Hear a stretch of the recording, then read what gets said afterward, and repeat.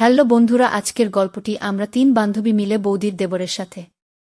তো বন্ধুরা, গল্পটি শুরু করি। গরমের ছুটি পড়তেই আমরা ৩ জন বান্ধবী প্ল্যান করে ফেললাম, এবার একটু বাইরে কোথাও যেতে হবে। শহরের কোলাহল থেকে একটু মুক্তি, একটু নিরালায়। আমরা ঠিক করলাম যাব রীতা বৌদির গ্রামের বাড়ি। রীতা বৌদি আমার দূর সম্পর্কের আত্মীয়, খুব মিশুক, হাসি খুশি, আর তার রান্নার গল্প প্রচুর শুনেছি। আমরা পৌঁছালাম বিকেল নাগাদ। গ্রামের শান্ত পরিবেশ, দোতলা ছোট্ট বাড়ি, চারপাশে ধানক্ষেত, বাঁশঝাড়, আর একটু দূরেই এক পুরনো আমবাগান। রাতের খাবার দারুণ হল। রীতা বৌদি খুব যত্ন করে খাওয়ালেন। খাওয়া দাওয়া শেষে আমরা ৩ বান্ধবী ছাদে বসে গল্প করছিলাম। হঠাৎ করে ওরা বলল, চল না, আমবাগানে একটু হেঁটে আসা যাক। রাত অনেক, মজা হবে। আমি একটু ইতস্তত করছিলাম। তখন রীতা বৌদি এসে বললেন, আমার দেবর এখন ছুটিতে এসেছে। ও চুপচাপ ছেলে, কিন্তু খুব ভদ্র। চাইলে ওদের সাথে ঘুরে আসতে পারো। ওরাও মাঝে মধ্যে রাতে বেরোয়। কি আমার মনে কেমন একটা কৌতূহল তৈরি হল। দেবর, আমবাগান, রাত, সবকিছু যেন গল্পের মতো লাগছিল। রাত একটা পেরিয়ে গেছে। তখনই জানালা দিয়ে হাত ইশারা করলাম, ইঙ্গিতটা দেওয়া ছিল রাহুলের জন্য। একটু পরে আমবাগানের ভেতর থেকে নরম শব্দে কাশির আওয়াজ এল। আমাদের সংকেত বুঝে যাওয়া হয়েছে। আমরা ৩ জন বান্ধবী খুব ধীরে, হাসি চাপতে চাপতে বেরিয়ে পড়লাম ঘর থেকে। চারপাশটা নিস্তব্ধ, শুধু পায়ের আওয়াজ শোনা যায়। আমগাছের নিচে পৌঁছে দেখি রাহুল দাঁড়িয়ে আছে। ওর চোখে একটু ধোঁয়াটে চাহনি, যেন কিছু লুকোনো আছে। তোমরা এলেই না, ও ফিসফিস করে বলল। আমি হেসে বললাম, সবে তো শুরু। সেই রাতে আমগাছের তলায় নিঃশব্দ বাতাসে সম্পর্কের একটা অজানা রং ছড়িয়ে পড়তে শুরু করল। কেউ কিছু বলেনি, শুধু চোখে চোখে ইঙ্গিত ছিল। আমরা ৩ বান্ধবী, আমি, শাইনি আর কৃতিকা, সেদিন রাতে যেন এক অদ্ভুত অনুভব নিয়ে পৌঁছালাম আমগাছের তলায়। চারপাশটা নিঃশব্দ, শুধু গাছের পাতাগুলো মাঝে মাঝে বাতাসে কেঁপে উঠছে। গাছতলার এক কোনায় দাঁড়িয়ে ছিল অর্ণব, রীতা বৌদির দেবর। সাদা টি শার্ট, হাতে একটা হালকা টর্চ, আর ঠোঁটে অল্প একটা হাসি। কিন্তু ও চোখে যেন কিছু কথা চেপে বসে আছে। তোমরা সবাই এসেছ? ভাবিনি সত্যি আসবে, অর্ণব বলল।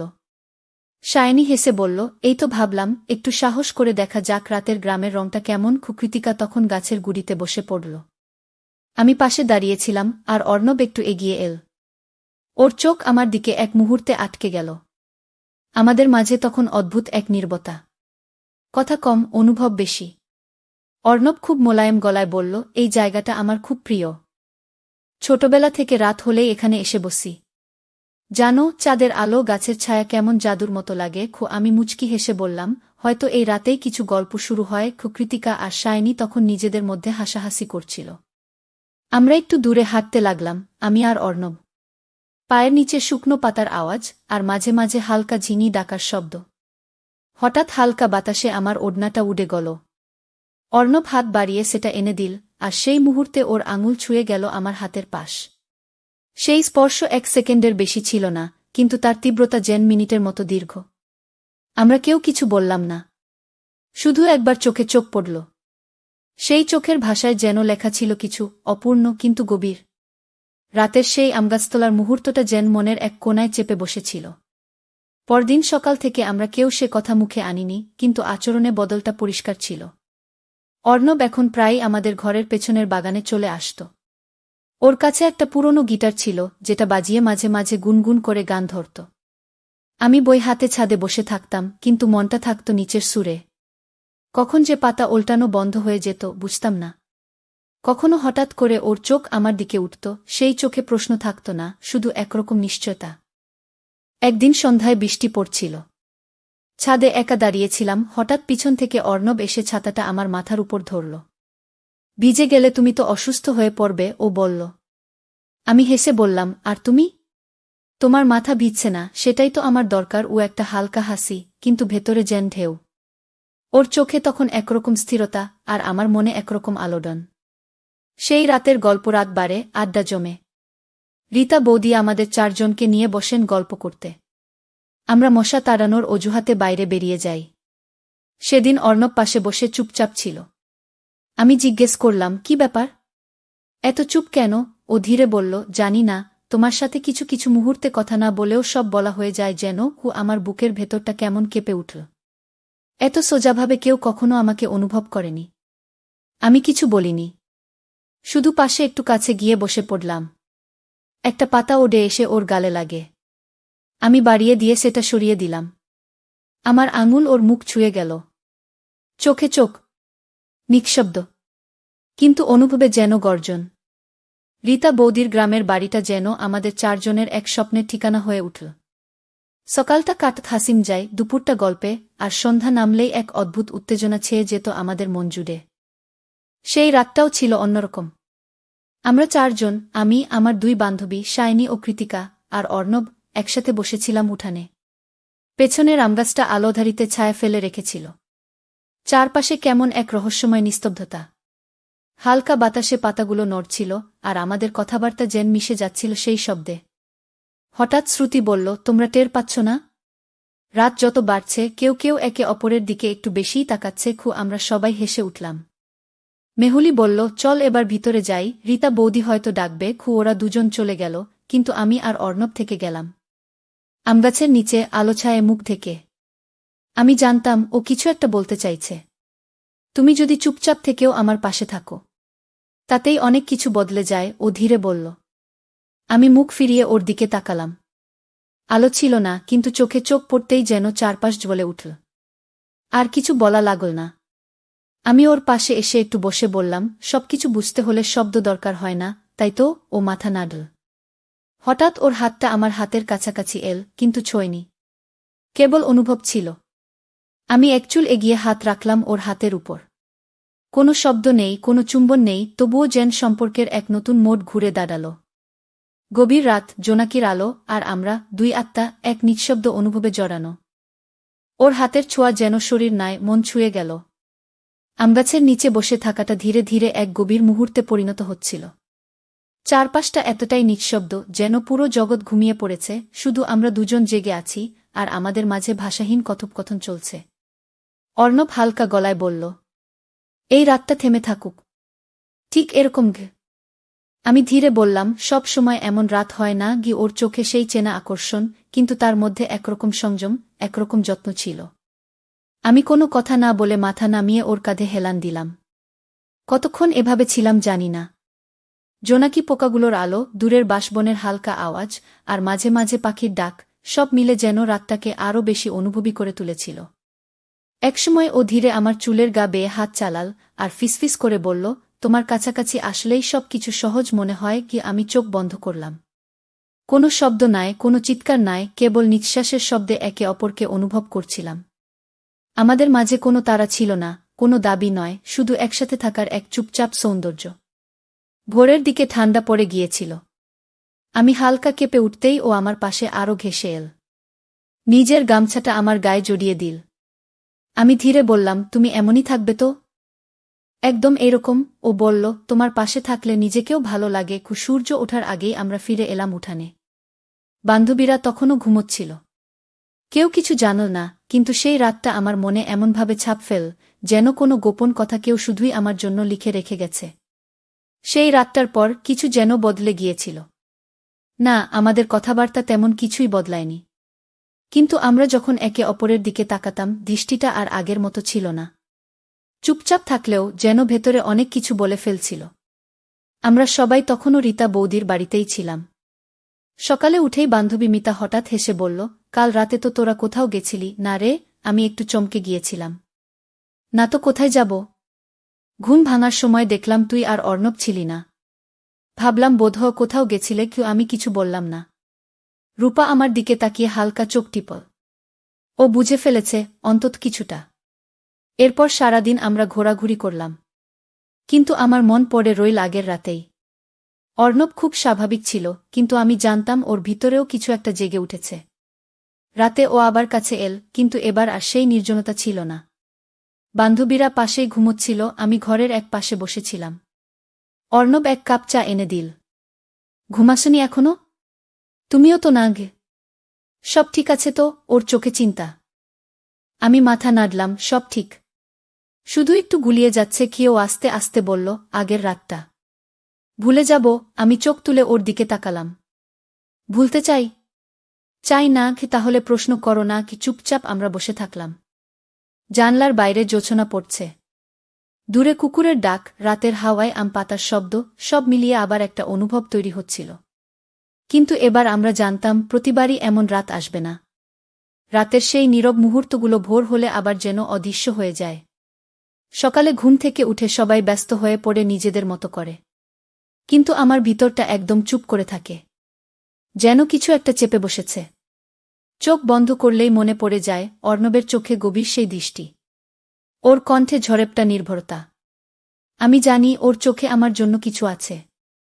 শুধু ভালো লাগা না, তার চেয়ে বেশি কিছু। কিন্তু তবুও আমি ভাবি, ঠিক তো কি করছি? রীতা বৌদি তো আমাকে নিজের বোনের মতোই দেখে। অর্ণব হলো ওর দেবর। ওদের সংসার, পারিবারিক সম্পর্ক সব যেন একটা বাঁধনে বাঁধা। আর আমি এক সাধারণ মেয়ে, দুটো বান্ধবী নিয়ে একটু ঘুরতে এসেছি এখানে। আর এই কয়েকদিনেই আমার মনে এমন কিছু গেঁথে বসেছে যা না বলা যায়, না মেনে নেওয়া যায়। রাতে চুপচাপ বান্ধবীদের পাশে শুয়ে থাকি। ওরা ঘুমিয়ে পড়লে আমি জানলার পাশে গিয়ে দাঁড়াই। দূরে আমগাছটার নিচে অন্ধকার ছায়া পড়েছে। মনে পড়ে যায়, সেই জায়গাতেই তো আমরা একসাথে বসেছিলাম। ও যদি আমায় ভালোবাসে তাহলে সামনে এগিয়ে আসবে কি? আর আমি যদি ওকে ভালোবাসি তাহলে সমাজের চোখে আমরা কি? এই প্রশ্নগুলো আমাকে ঘুমোতে দেয় না। পরের দিন সকালে অর্ণব আমার পাশে এসে বসে। ওর চোখেও চিন্তা, কথা নেই। আমি হঠাৎ বলে ফেলি, তুমি যদি ভুল করেও কাকিমাকে বলো, আমি কি মুখ দেখাতে পারবো? অর্ণব আমার হাতটা ধরে ধীরে বলে, আমি বলবো না। যদি না তুমি চাও। আমি চাই তুমি আমার পাশে থাকো, কিন্তু তোমার ইচ্ছা ছাড়া না গিয়ে। এই উত্তরটুকু শুনে আমার চোখ ভিজে যায়। এক পাশে শান্তি, অন্য পাশে ভয়। আর সেই মাঝখানে দাঁড়িয়েছিলাম আমি, নয়না। সেদিন সকালটা অন্যরকম ছিল। শাইনি, কৃত্তিকা আর আমি বারান্দা চা খাচ্ছিলাম। হালকা বৃষ্টির পরে রোদের ঝিলিক, একটা সুন্দর গন্ধ চারদিকে। অর্ণব সিঁড়ি বেয়ে উঠছিল, আর আমি ভুল করে একটু বেশিই তাকিয়ে ফেলেছিলাম ওর দিকে। আর তখনই রীতা বৌদি চুপচাপ আমাদের পাশে এসে দাঁড়ালেন। এই অর্ণবকে এত কড়া নজরে দেখছ যে? কোনো গল্প চলছে বুঝি? মুচকি হেসে বললেন, কিন্তু চোখে ছিল অন্যরকম এক প্রশ্ন।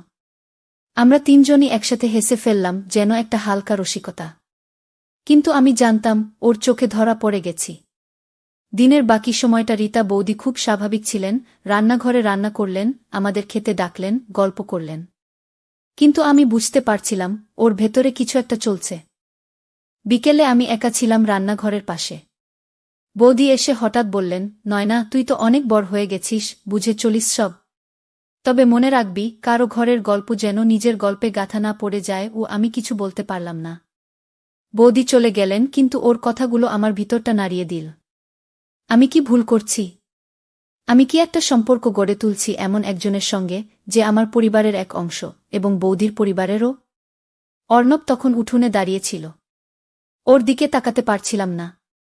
আমার মুখে কেবল একটাই ভাবনা, এই সম্পর্ক যদি বৌদি বোঝেন, ওনার ভালো লাগবে তো। রীতা বৌদির কথাগুলো আমাকে বদলে দিয়েছে।